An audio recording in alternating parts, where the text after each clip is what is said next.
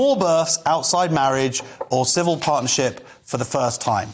And when I read that headline, I sort of feel I felt a bit sad. Okay. Right? Because I like being married.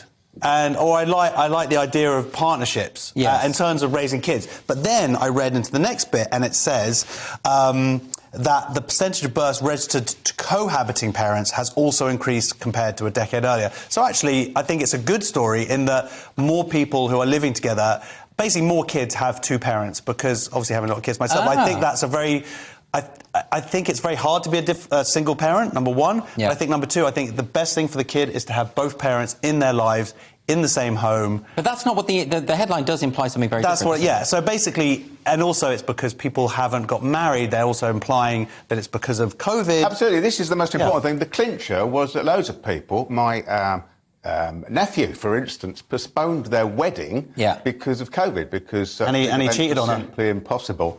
And went ahead in the natural scheme of things and became parents. And what this article doesn't say, interestingly, is the proportion of single mothers, which I didn't read in the article. But as far as I can see, if you add up the number of people cohabiting and the number of people married, it might very well be exactly the same as it was 10 years ago. It was actually 51.3% of new births were registered to women who were neither married nor in a civil partnership, which...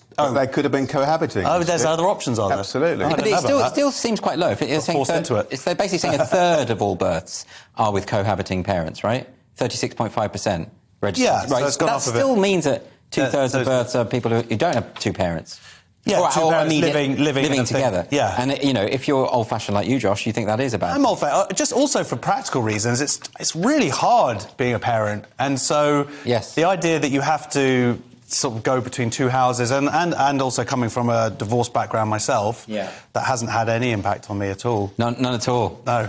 You never talk about it. Crying into my... No. Here's a nice positive story from the census, though. In England, the proportion of people reporting very good health increased from 45% in 2011 to 47.5% in 2021, which you might remember was in the middle of the worst pandemic that the modern world has ever known. Yes. How curious. Yes, very curious, that one. OK, well, we're going to move on now to Friday's Daily